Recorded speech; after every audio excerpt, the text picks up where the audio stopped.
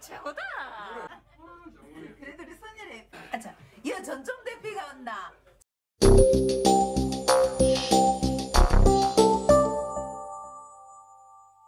Halo teman-teman, apa kabar? Kita lanjut lagi untuk review film Korea Kim Ji Young Born 1982. Ketika seorang wanita Korea biasa bernama Kim Ji Young merasa berat dengan kesehariannya sebagai ibu rumah tangga dan membesarkan anak perempuannya, Ji Young harus meninggalkan banyak hal yang disukainya termasuk pekerjaannya. Tetapi suaminya menyadari perubahan-perubahan emosi istrinya sehingga memutuskan kalau istrinya yaitu Ji Young harus konsultasi dengan psikiater. Jadi begini alur filmnya. Seorang suami mendatangi psikiater untuk mencari info lebih banyak kira-kira apa penyakit istrinya yaitu Kim Ji Young. Ji Young sibuk mengurus rumah dan anaknya.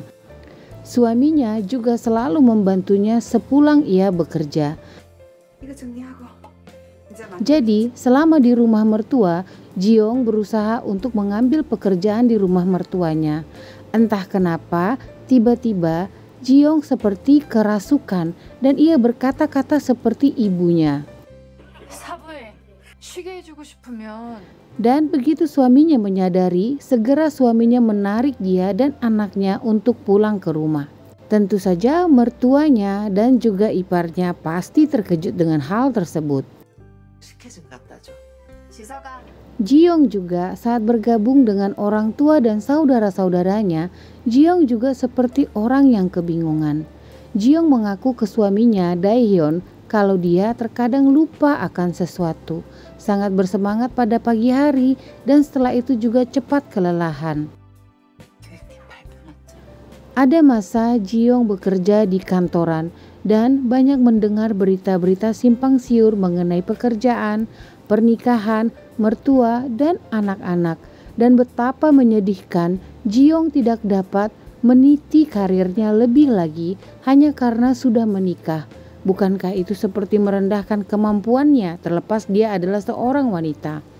Satu sisi, Ji Young sangat bahagia memiliki suami yang baik hati dan penolong dan juga anak perempuan yang lucu. Ji Young senang bertemu dengan mantan teman kerjanya. Temannya sudah mendapatkan promosi, temannya bahkan mendorongnya untuk bekerja lagi.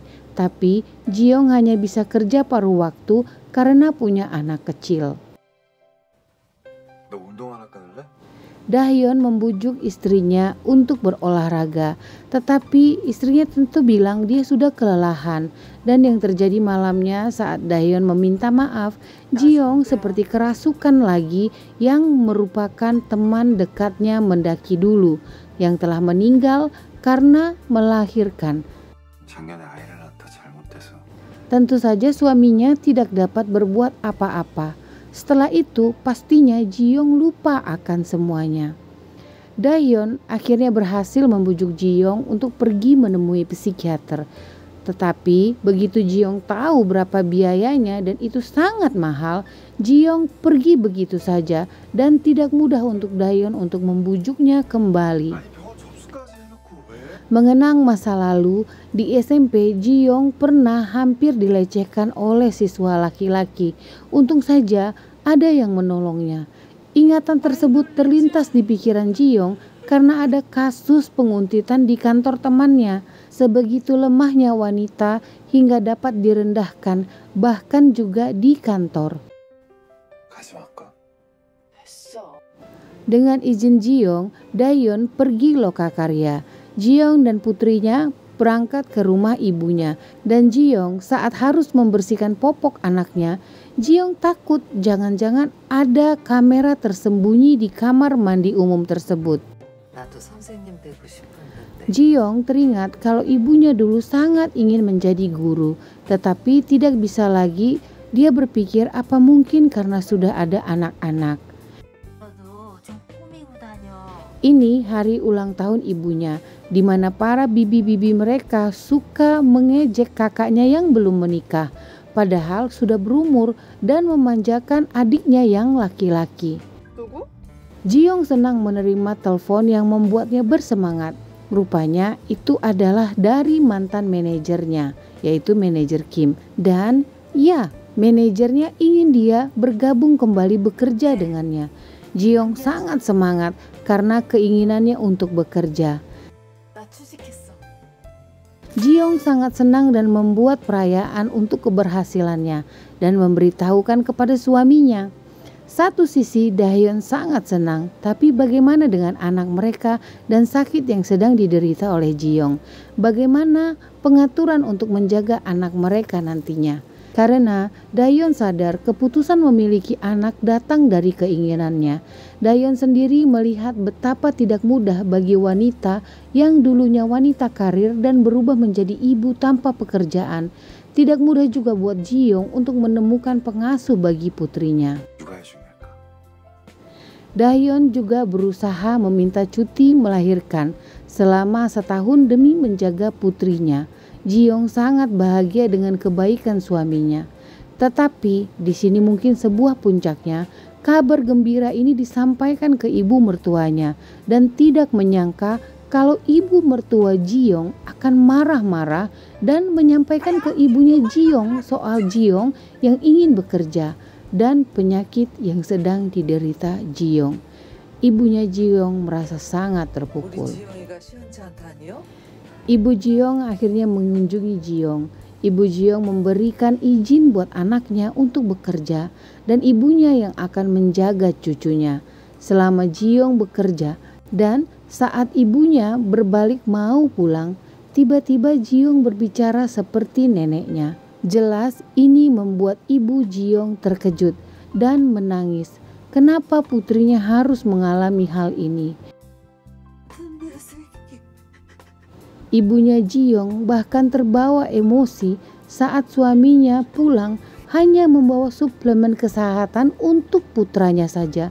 Bagaimana dengan putri-putrinya? Apakah tidak layak mendapatkan suplemen kesehatan juga? Adiknya laki-laki bertanya, apa makanan favorit Ji-young ke ayahnya. Rupanya ayahnya pun sebenarnya tidak tahu.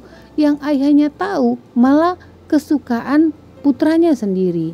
Ji-young suka roti susu bukan kacang merah. Adik laki-lakinya menyerahkan pulpen yang selalu Ji-young inginkan.